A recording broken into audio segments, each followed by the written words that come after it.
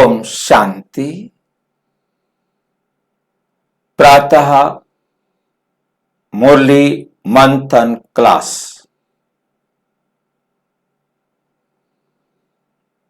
आज 26 जुलाई 2026।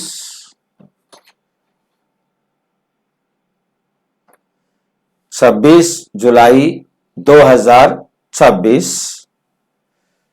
अव्यक्त मुरली का मंथन करेंगे। आप इस प्रातः मुरली मंथन क्लास में YouTube लाइव पर भी जुड़ सकते हैं, गूगल मीट से भी जुड़ सकते हैं। गूगल मीट का लिंक इसी वीडियो के डिस्क्रिप्शन बॉक्स में दिया हुआ है, जिसके द्वारा आप सहज अपनी सुविधा अनुसार जब भी जुड़ना चाहें जुड़ सकते हैं। एक ही लिंक रहता है हर समय के लिए, रोजाना के लिए। प्रातः हम 4 बजे से 8 बजे तक लाइव होते हैं, शाम को 4 बजे से 9 बजे तक लाइव होते हैं।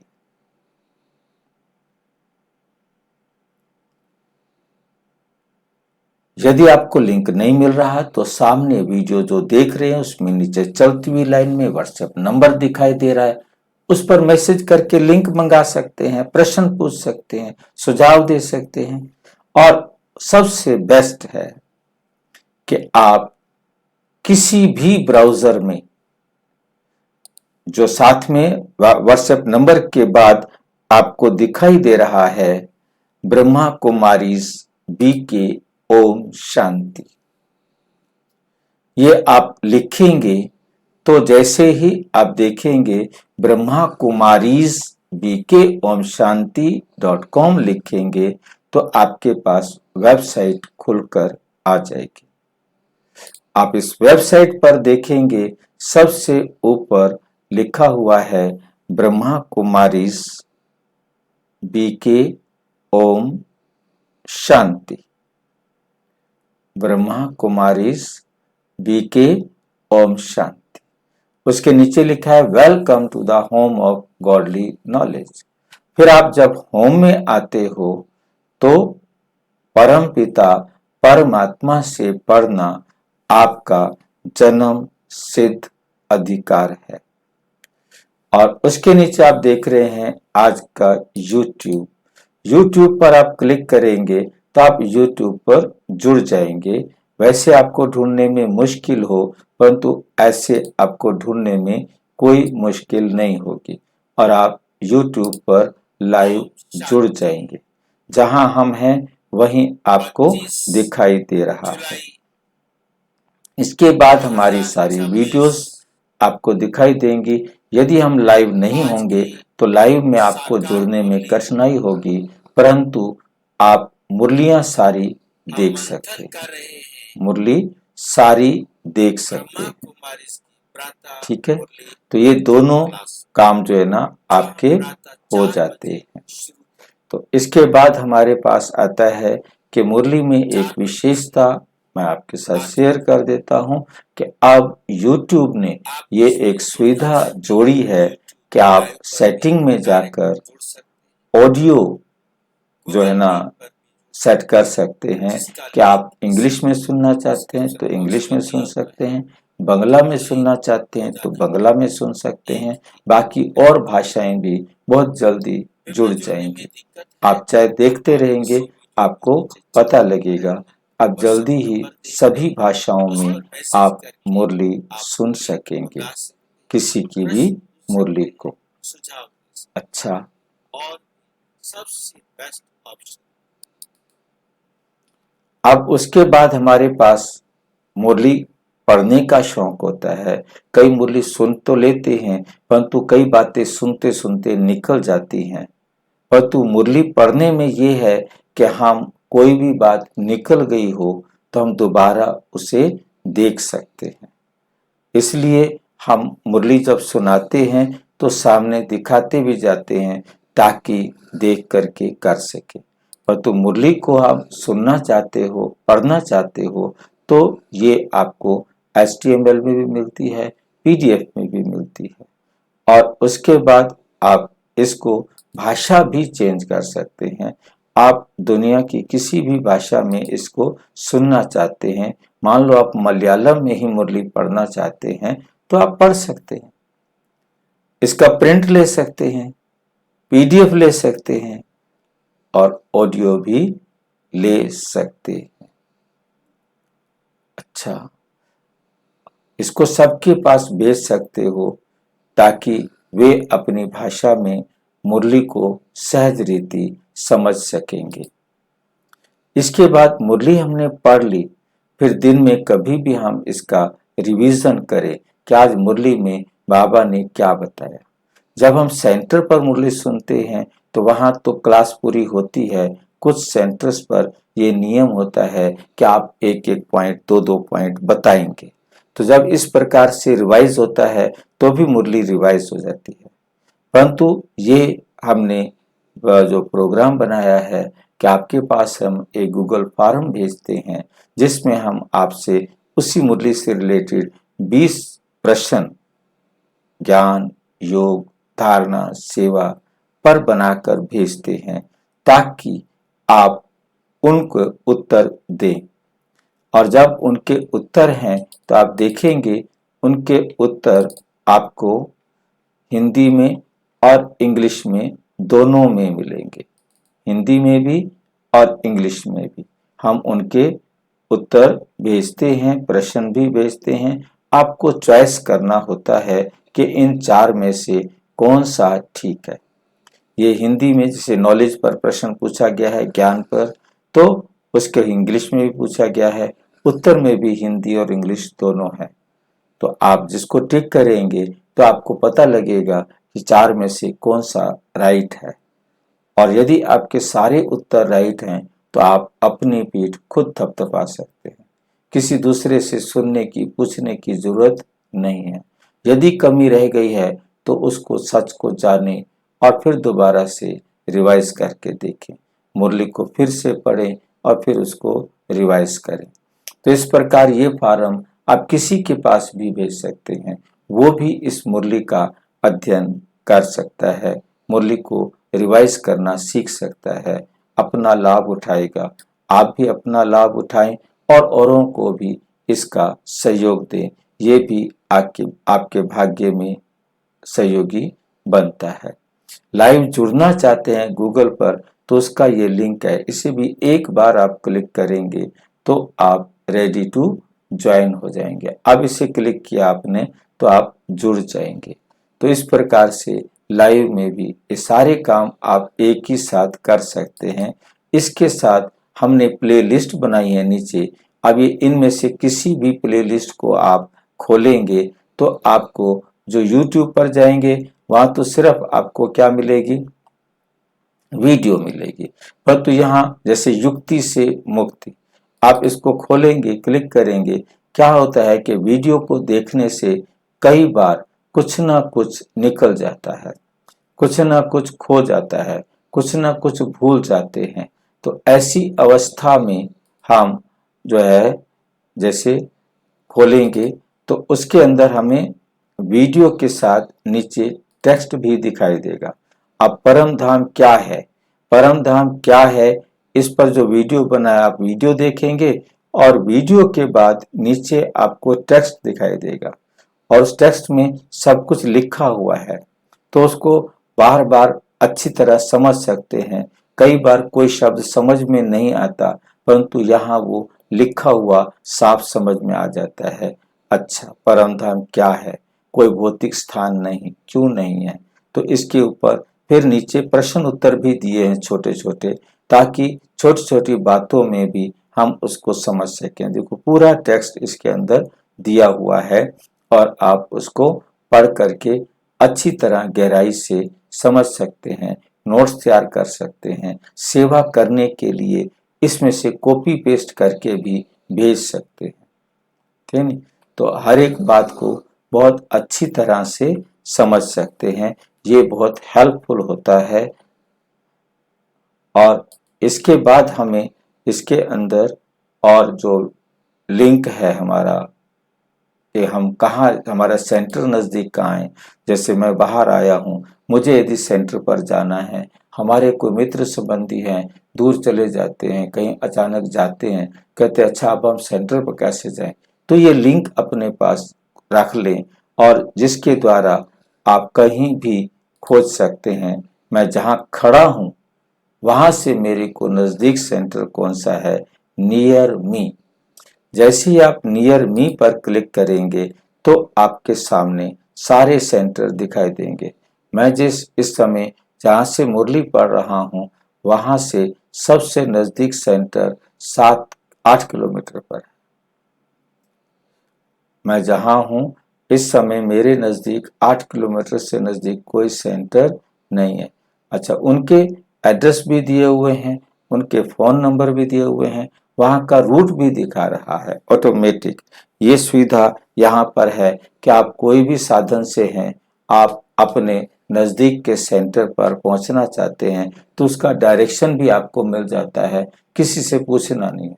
आपने डायरेक्शन पर क्लिक करना है और चल देना है और अपने बाबा के घर आप पहुंच जाएंगे। ये सेवा करके उन भाई बहनों को बताना है जो आपसे पूछते हैं, तो वो भी अपने बाबा के घर पहुंच जाएंगे। अच्छा, आज की अव्यक्त मुरली, आज की अव्यक्त मुरली हम अध्ययन कर रहे हैं, जिसके अंदर विषय है अपने भाग्य और प्राप्तियों को स्मृति में रख सदा हर्षित व संतुष्ट रहो, दृष्टि, वृत्ति और प्रवृत्ति द्वारा संतुष्टता का अनुभव कराओ। ये मुरली बाबा ने चलाई थी 2 फरवरी 2011 को। 2 फरवरी 2011 को बाबा ने ये मुरली चलाई, जिस मुरली में अपने भाग्य को, फिर से हम ध्यान से देखेंगे आज का विषय अपने भाग्य, मेरा भाग्य क्या है, मुझे प्राप्तियां क्या हुई हैं, उनको स्मृति में रखो। आज तक मैं इस बाबा से जुड़ा हूं, इस यज्ञ से जुड़ा हूं, परमात्मा से पढ़ रहा हूं, ठीक है कि नहीं। तो उसमें हर्षित व संतुष्ट रहो, हर्षित भी रहो और संतुष्ट रहो, दृष्टि, वृत्ति और प्रवृत्ति द्वारा संतुष्टता का अनुभव करा। हर्षित व संतुष्ट रहो, दृष्टि, वृत्ति और प्रवृत्ति। किसको संतुष्ट रहने का मतलब क्या है? जब हम खुद संतुष्ट होंगे तो हमारी दृष्टि से, हमारी वृत्ति से, हमारी प्रवृत्ति से, यहां पर प्रवृत्ति का मतलब क्या है? जिस व्यवहार में, जिस वातावरण में आप रह रहे हो, जिन लोगों के साथ आप रह रहे हो, वो एक परिवार है। प्रवृत्ति द्वारा संतुष्टता का अनुभव करा। आप संतुष्ट हैं तो आपके संबंध संपर्क में आने वाली हर आत्मा उस संतुष्टता को अनुभव करे। ज्योति के उधर चले जाओ ना,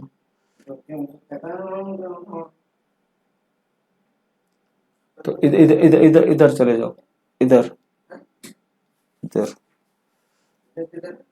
बाथरूम में चले जाओ ना, इधर से इधर कर लो।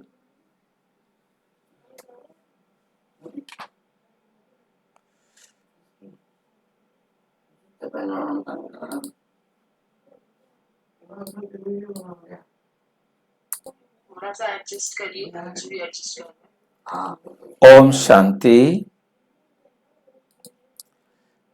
हर्षित व संतुष्ट रहो, दृष्टि, वृत्ति, प्रवृत्ति द्वारा संतुष्टता का अनुभव कराओ।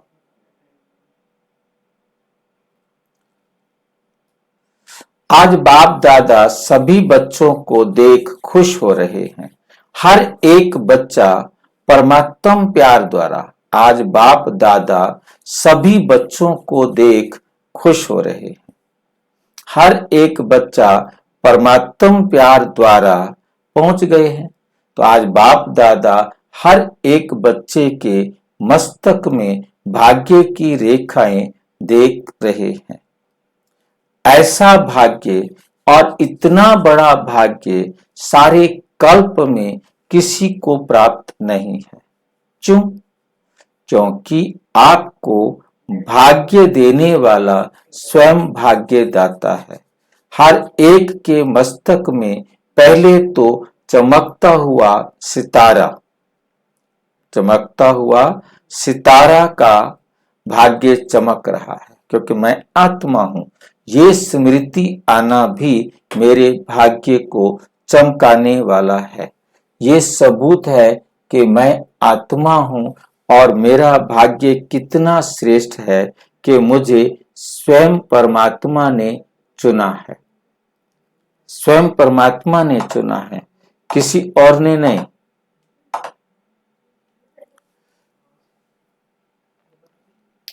होठों पर मधुर और मुख पर मधुर वाणी की रेखा चमक रही है। माथे में मेरा श्रेष्ठ भाग्य चमक रहा है। मुख में मधुर वाणी की रेखा चमक रही है। होठों पर मधुर मुस्कान की रेखा चमक रही है। दिल में दिलाराम बाप के लवलीन की रेखा चमक रही है। हाथों में सर्व खजानों के श्रेष्ठता की रेखा चमक रही है। पांव में हर कदम में पद्म की रेखा, कमल, पद्म माना कमल। देवताओं के पांव में क्या दिखाते हैं? कमल दिखाते हैं। तो कमल जो है पवित्रता की निशानी है। तो देवताओं के पांव में कमल दिखाते हैं। तो पांव में हर कदम में पद्म की रेखा चमक रही है। हर कदम में पद्म का क्या मतलब होगा? हर कदम में पद्म का मतलब क्या होगा? अर्थात पद्मों की कमाई कर रहे हैं।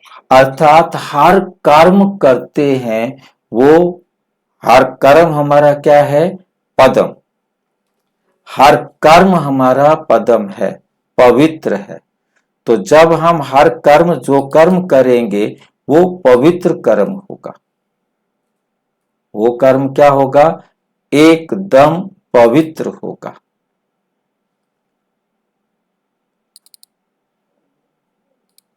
समझ में आया? हमारा हर कर्म पवित्र होगा।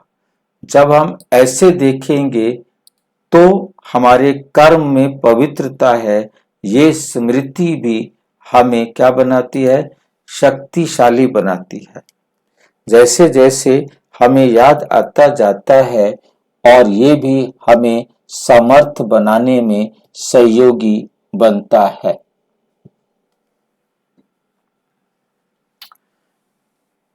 तो पद्म की रेखा चमक रही है। अभी सोचो ऐसा भाग्य और किसका हुआ है? इसलिए आपके यादगार चित्रों का भी भाग्य वर्णन होता रहता है। ये स्वयं के भाग्य विधाता। हम कौन हैं? हम अपने स्वयं के भाग्य विधाता ने हर एक बच्चे को बनाया है। ये भाग्य स्वयं भाग्य विधाता ने हर एक बच्चे का बनाया है, किसी को छोड़ा नहीं है। सबको अपना भाग्य लिखने की विधि परमात्मा ने सिखाई है।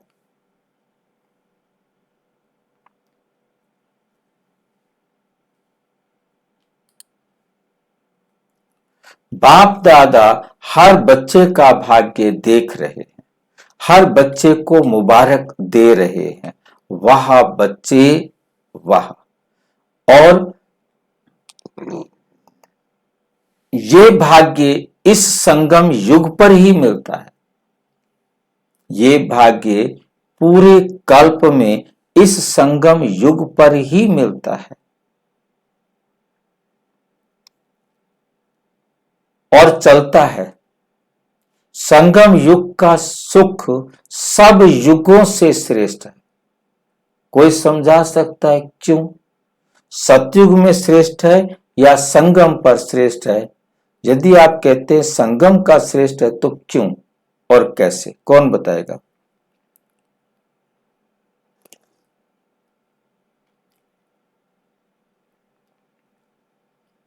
कौन बताएगा कैसे श्रेष्ठ है?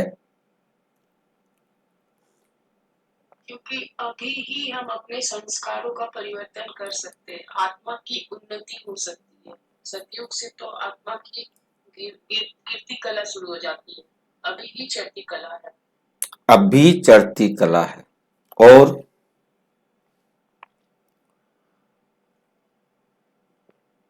संगम पर भगवान आके हम सभी को पढ़ा रहा है।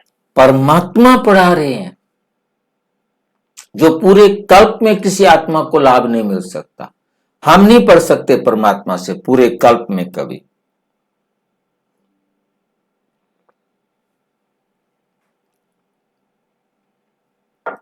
ये वो समय है पूरे कल्प में जब परमात्मा आकर सब आत्माओं को पढ़ाते हैं।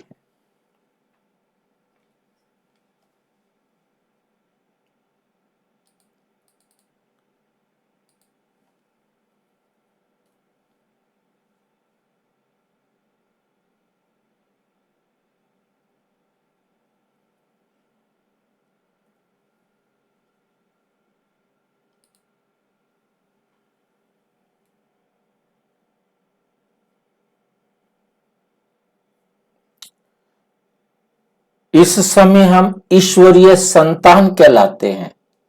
पूरे कल्प में हम अपने आप को ईश्वरीय संतान नहीं कह सकते। यही एक समय है जब हम ईश्वरीय संतान कहलाते हैं। सतयुग में हम देवताओं के बच्चे होंगे। सतयुग का भाग्य भी संगम के पुरुषार्थ की प्रारब्ध है। सतयुग में भी जो भाग्य हमें मिलता है उसका आधार भी क्या होता है? संगम युग पर किया गया पुरुषार्थ की प्रारब्ध है। इसलिए संगम युग की प्राप्ति सत्य युग की प्रारब्ध से भी ज्यादा है। अपने भाग्य में खो जाओ, कुछ भी होता रहे, अपना भाग्य स्मृति में लाओ तो क्या निकलता है? वाह मेरा भाग्य वाह। क्योंकि स्वयं भाग्यदाता आपका बाप है, तो भाग्यदाता द्वारा हर एक को अपना भाग्य मिला। जानते हो कि हम इतने भाग्यवान हैं कि कभी कभी जानते हो सदा नशा रहता है। दुनिया वाले तो देखकर पूछते हैं आपको क्या मिला, और आप लोग उत्तर क्या देते हो? जो पाना था वो पा लिया। पा लिया है तो हाथ उठाओ। पा लिया है?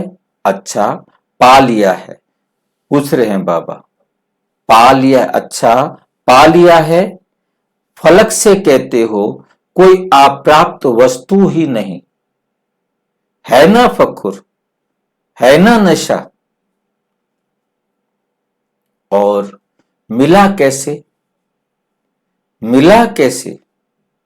सिर्फ बाप को जाना, माना, अपना बनाया तो भाग्य मिल गया। बस इस भाग्य को जितना स्मृति में लाते रहेंगे उतना हर्षित होते रहेंगे।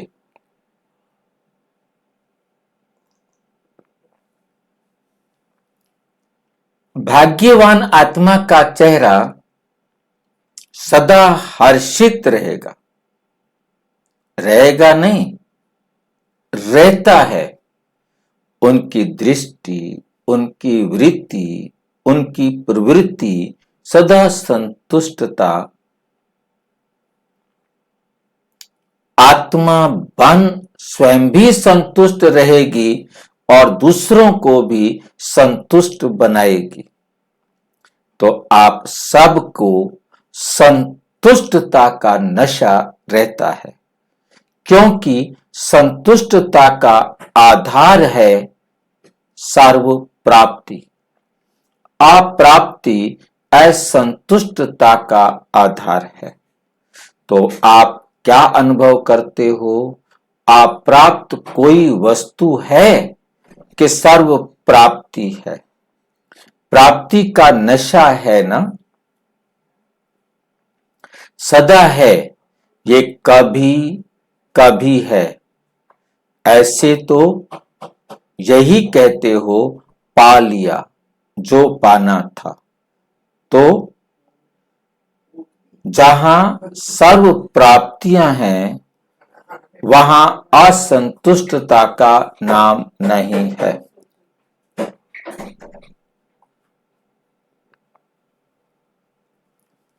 तो बाप दादा आज देश विदेश, कितने देशों से सभी बच्चे आके इकट्ठे हुए हैं, लेकिन सबसे दूर से आने वाला कौन?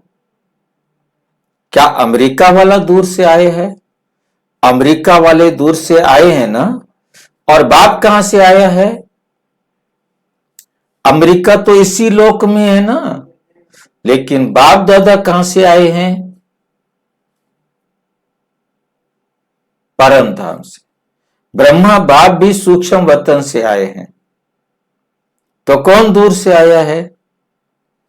सबसे दूर कौन है?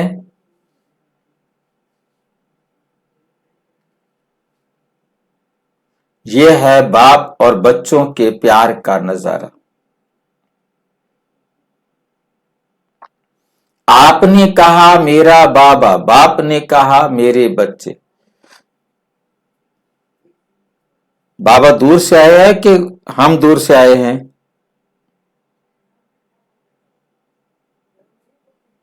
बाबा कितनी दूर से आया होगा?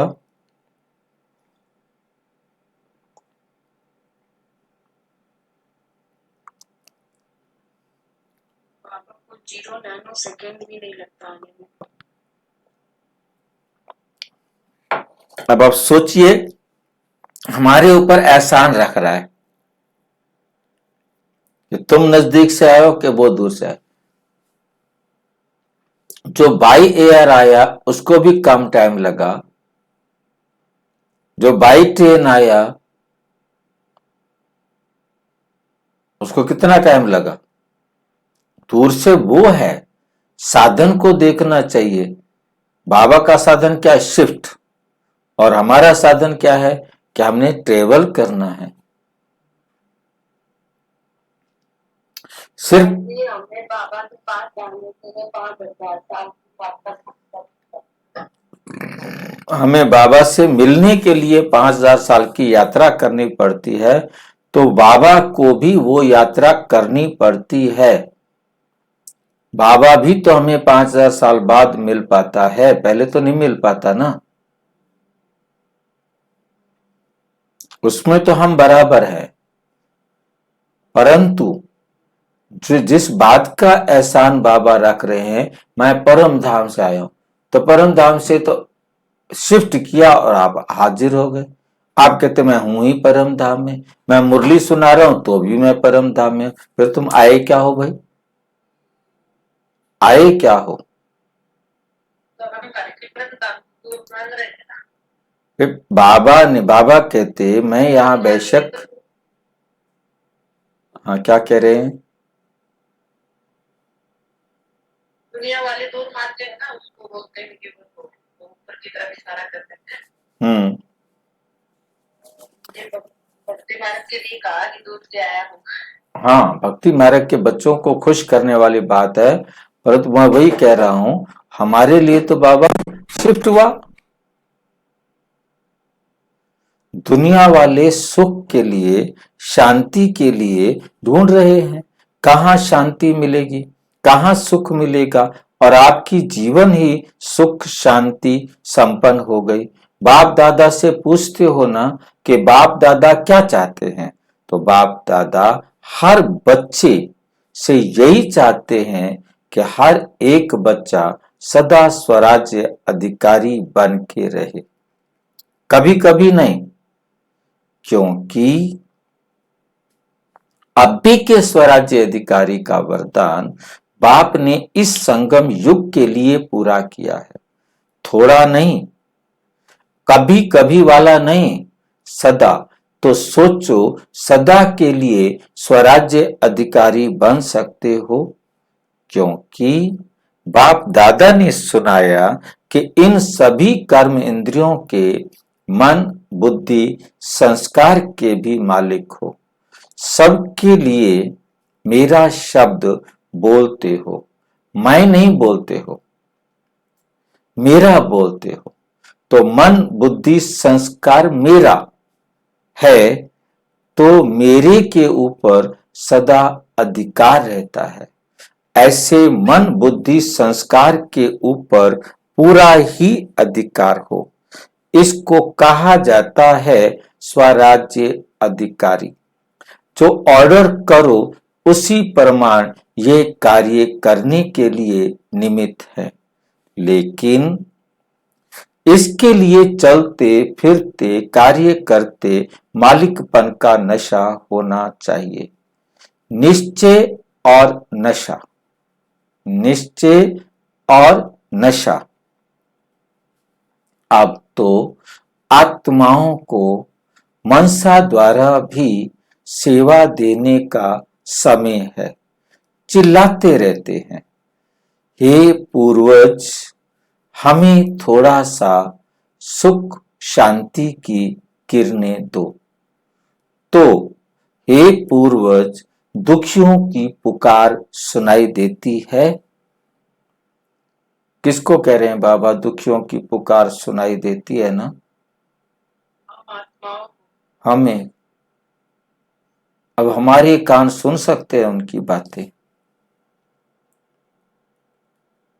कैसे सुनाई देंगी उनकी बातें कि दुनिया में हमारे बाबा के बच्चे कहां कहां हमें पुकार रहे हैं।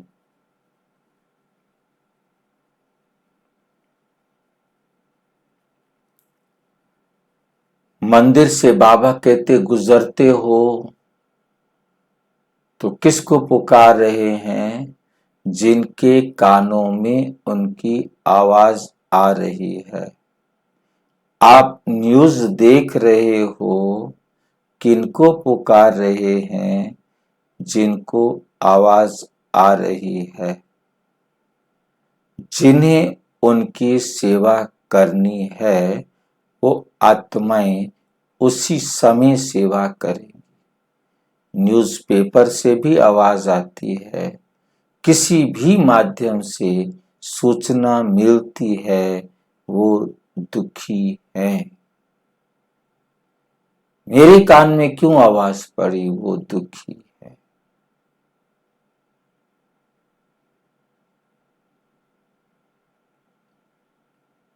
क्योंकि मैं पूर्वज आत्मा हूं। उसके बाद मैं अनुमान लगा सकता हूं कि उनको कितना दुख होगा।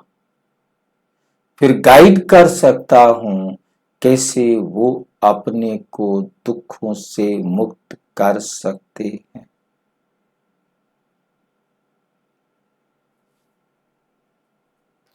बाप दादा ने इशारा दे दिया है कि कुछ भी आपदा अचानक आनी है। इसके लिए सेकंड में फुल स्टॉप।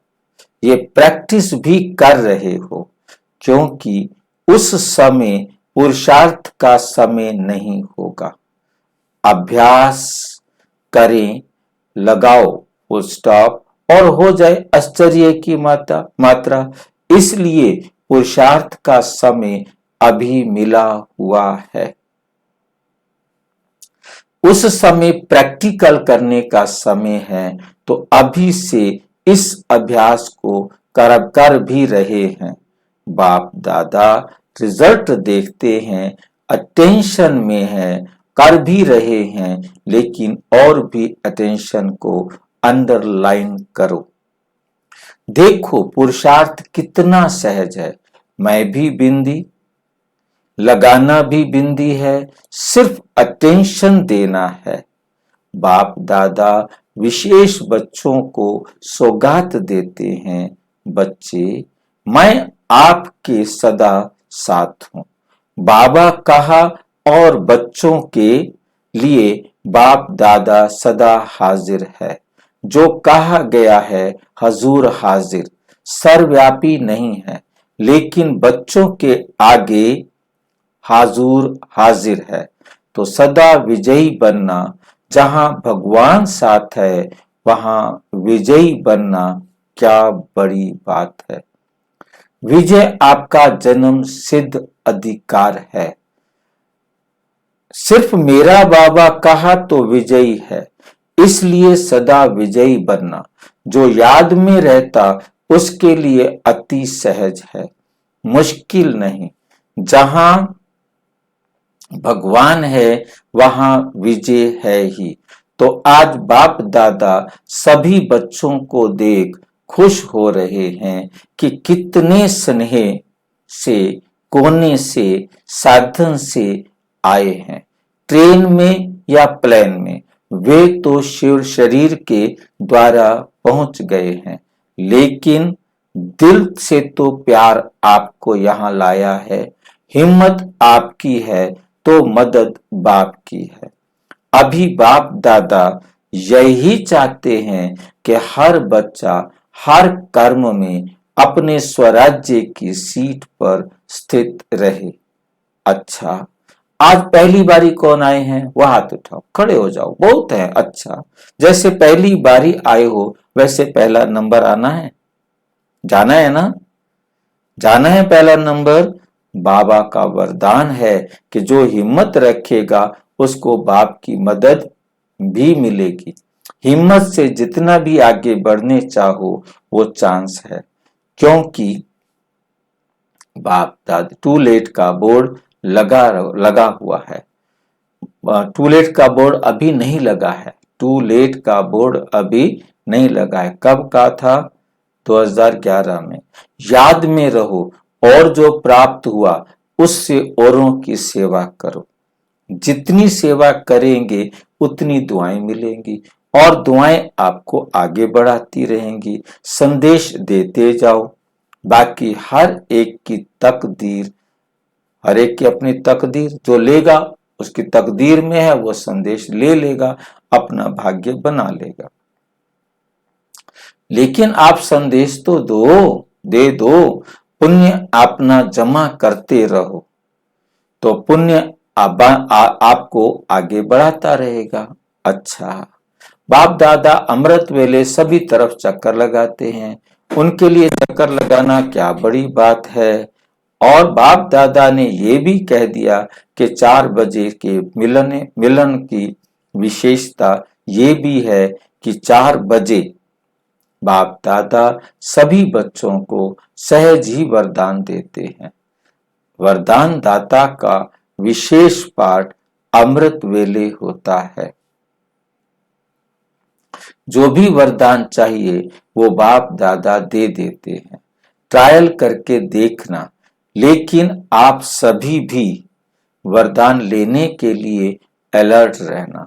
अगर अलर्ट नहीं रहे तो बाप दादा चक्कर लगा के चला जाएगा और आप सोचते रहेंगे। इसलिए अमृत वेले का महत्व देते तो हैं, लेकिन और अटेंशन देना। बाप दादा ने देखा है कि समय अनुसार सेवा भी बढ़ रही है, और सेवा के कारण बाप से वरदान लेना, उससे दूर रह नहीं सकते। बाकी डबल फॉरेनर्स मेजॉरिटी पुरुषार्थ करते भी हैं, फिर भी अटेंशन को अंडरलाइन करना। बाकी मधुबन में कैसे भी पहुंच जाते हो, बाप दादा उसकी विशेष सभी बच्चों को मुबारक दे रहे हैं। बाप दादा ने सुना कि जो बाप दादा ने संस्कार के ऊपर इशारा दिया है उसके ऊपर समझते हैं कि हमें करना ही है, और करने के लिए रोज अमृत वेले जैसे स्वमान रखते हैं उसके साथ साथ भिन्न भिन्न प्रकार से कोई एक संस्कार के ऊपर अटेंशन दो। आज के दिन इस संस्कार के ऊपर विशेष अटेंशन देना है। और फिर रात्रि को जब बाप दादा को अपना सारे दिन का चार्ट देते हो उस समय उस संस्कार की रिजल्ट भी विशेष सुनाओ, तो विशेष अटेंशन हो जाएगा। किसी न किसी संस्कार के ऊपर अटेंशन रखना है, तो जैसे याद के ऊपर अटेंशन देते हो उसके साथ साथ उसी समय ये भी रिजल्ट बाप दादा को दो। अगर मानो आप चाहते हो लेकिन उस दिन आपके सामने कोई संस्कार मिटाने का कार्य नहीं हुआ, तो अपने आप को बाप की मुबारक देना। रोज ऐसे बाप की मुबारक विशेष इस संस्कार प्रति लेते जाना, तो संस्कार कार्य में आने में कमी पड़ती जाएगी।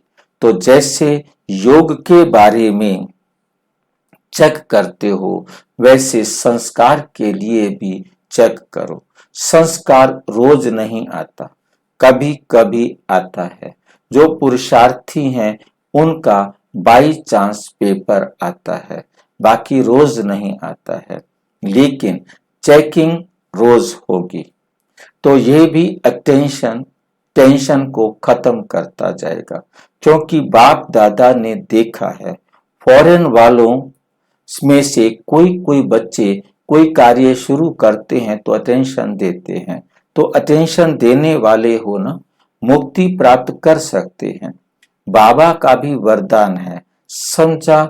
अभी इसके पीछे लग जाएंगे ना, रोज रिजल्ट की चेकिंग करेंगे ना, तो स्व संस्कार स्वयं ही ढीला हो जाएगा। यदि रोज चेकिंग नहीं करेंगे तो आपके संस्कार क्या हो जाएंगे? ढीले, कमजोर हो जाएंगे। और जो बाप दादा चाहता है कि संस्कारों की सब्जेक्ट में नंबर 1 जाओ, जो संस्कार चाहते हो वही कार्य में लगे, हो जाएगा।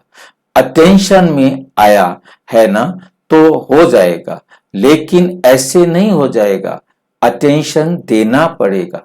संगठन में ही ये संस्कार निकलते हैं। आपके चित्रों में जो पूजा करते हैं वे आपके संस्कार कितने अच्छे गाते हैं, तो बने हैं तभी तो वर्णन करते हैं ना। तुम देवता बने हो, अपना देवताई चित्र इमर्ज करो, याद करो, क्या गाते हैं। ऐसे देवता तो बनना ही है ना। अच्छा, बाकी सब डबल विदेशी पुरुषार्थ में सफलता का अनुभव करते रहते हैं ना, करते हैं, हाथ उठाओ। जो सफलता अनुभव करते हैं, वाह, हाथ तो अच्छा उठा रहे हैं। तो लक्ष्य रखेंगे, अभी इसके पीछे अटेंशन देना ही है, इसमें भी नंबर लेना है, तो आपको देख औरों को भी उमंग उत्साह आएगा, क्योंकि आप निमित्त हो ना, और निमित्त वालों को बाप दादा की विशेष मदद भी मिलती है। बाकी बाबा खुश है कि सेंटर्स वृद्धि को प्राप्त होते रहते हैं, पुरुषार्थ की तरफ अटेंशन है, लेकिन अभी परिवर्तन के निमित्त बनने वाले बनो, तो आपको देख औरों को भी परिवर्तन शक्ति का उमंग आएगा। बाकी बाप दादा खुश है कि पुरुषार्थ में नंबर वार तो होते ही हैं, वे तो अंडरस्टूड है, लेकिन पुरुषार्थ की तरफ अटेंशन है और बढ़ाना है। बाकी बाप दादा की रोज याद प्यार तो मिलती रहती है, देखो घर बैठे भी बाप दादा की याद प्यार एक दिन भी मिस नहीं होती। अगर रोज विधि पूर्वक मुरली पढ़ते हैं तो एक दिन भी याद प्यार मिस नहीं करते। मिलती है ना, मिलती है, रोज याद प्यार मिलती है। जितनी बार आप लेना चाहो ले सकते हो, सभी को मिलती है ना। ये है बाप दादा की के याद प्यार की निशानी। मुरली मिस तो याद प्यार भी मिस, सीधी सी बात है। सिर्फ मुरली नहीं मिस की, बाप दादा की याद प्यार भी मिस कर दी, वरदान भी मिस कर दिया। मुरली तो पढ़ भी लेंगे, लेकिन जो समय फिक्स है बाप दादा की याद प्यार लेने का, वो तो मिस हुआ ना। तो उमंग है, इस पर बाप दादा खुश भी हैं। अच्छा, मुरली मिस करने वाले हैं? डबल फॉरेनर्स में है कोई है जो मुरली मिस करता हो? कारण से नहीं है, नहीं मिस करते। एक ने हाथ उठाया, अभी मिस नहीं करना। ठीक है, अब तक आपने मिस कर दिया, कोई बात नहीं, अब मुरली मिस नहीं करना। मुरली मिस नहीं करना, चाहे फोन द्वारा सुनो, पढ़ नहीं सकते हो तो कैसे भी सुनो, हाजिरी जरूर लगाओ। हाजिरी किससे लग जाती है?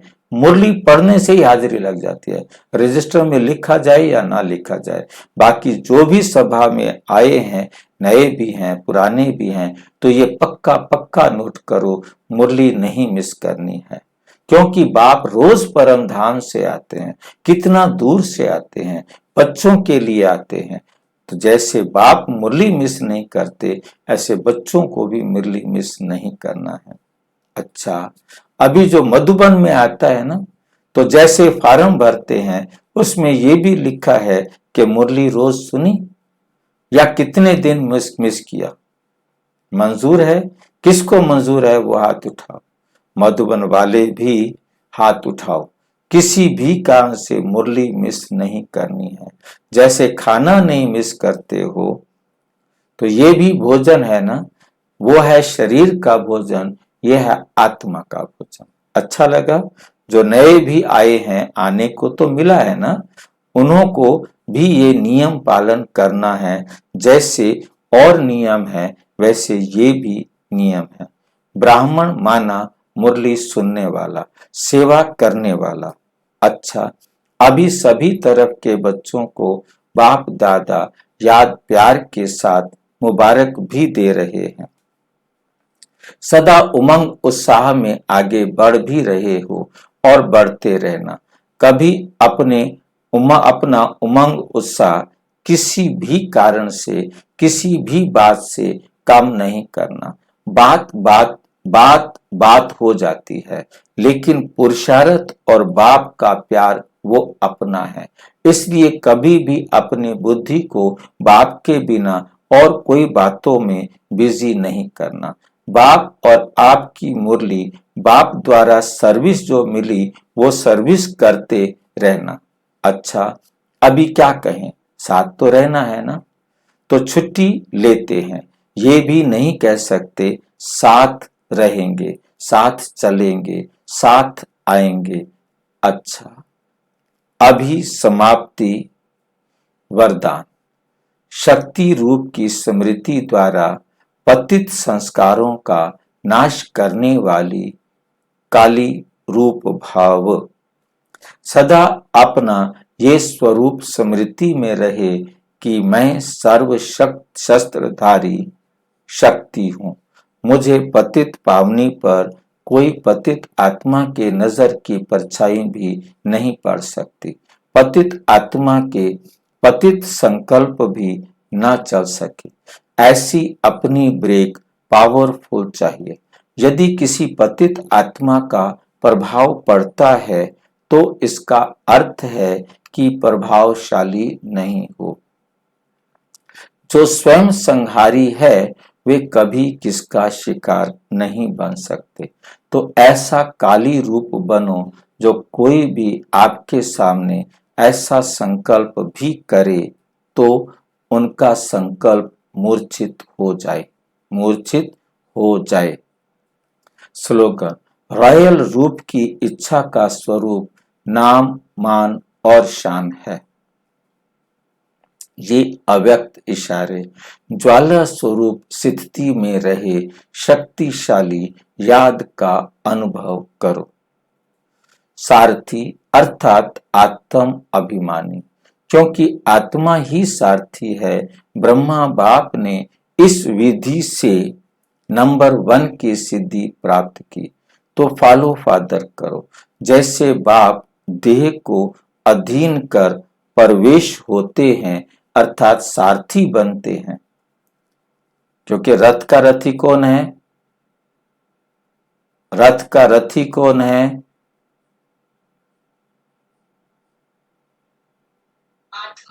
ब्रह्मा बाबा की आत्मा। ब्रह्मा बाबा की आत्मा रथ की रथी है और शिव बाबा क्या हुए हैं? उस रथ में सहारथी, साथ में बैठने वाला। ठीक है कि नहीं? साथी बनना, एक ही रथ को मतलब यूज करना, तो उसको सहारथी बोलते हैं। परंतु है जो है ना, साइलेंट हो जाता है बोलने पे, शब्दों में धीरे धीरे चेंज आता है। देह के अधीन नहीं होते, इसलिए न्यारे और प्यारे हैं। ऐसे ही आप सभी ब्राह्मण आत्माएं भी बाप समान सारथी की स्थिति में रहो। ब्राह्मण आत्माएं भी बाप समान इस रथ के क्या बनो? सारथी। सारथी स्वतः ही साक्षी हो, कुछ भी करेंगे। और जो सारथी होगा वो पहले स्वयं साक्षी बनेगा, बाप को साथी बनाएगा, तब सारथी है। बाप को अपना सारथी बनाएगा, बाप की डायरेक्शन पर अपने आप को चलाएगा। सारथी स्वतः ही साक्षी हो जाता है।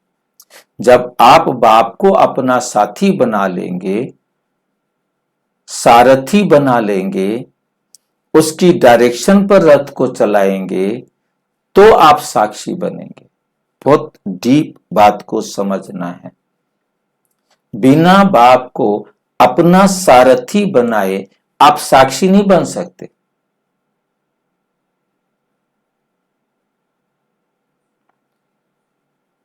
बिना बाप को सारथी बनाए आप साक्षी नहीं बन सकते। ये बात स्पष्ट हो रही है? हाँ जी, बाबा को साथ में कैसे बनाना, मतलब श्रीमत को सामने रखना, श्रीमत पर चलना माना सारथी बनाना। यदि हम बाबा की श्रीमत पर चल रहे हैं तो बाबा हमारा सारथी है। सारथी सारथी है, हम उसके डायरेक्शन पर चल रहे हैं, फिर हम साक्षी बनेंगे। बिना बाबा की श्रीमत पर चले हम साक्षी नहीं बन सकते।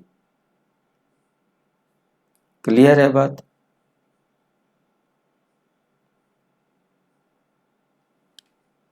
कोई डाउट है तो पूछो। देखेंगे, सुनेंगे और सब, देखेंगे भी सही, सुनेंगे भी सही और सब कुछ करते भी माया की लेप छेप से निर्लेप रहेंगे। अच्छा, ओम शांति। और विस्तार से जानने के लिए प्रजापिता ब्रह्मा कुमारी ईश्वरीय विश्वविद्यालय के किसी भी सेवा केंद्र पर संपर्क करेंगे। और यदि कोई प्रश्न है तो 9213106986 पर केवल टेलीग्राम करें। 9650692270 पर केवल व्हाट्सएप करें, फोन नहीं। ओम शांति।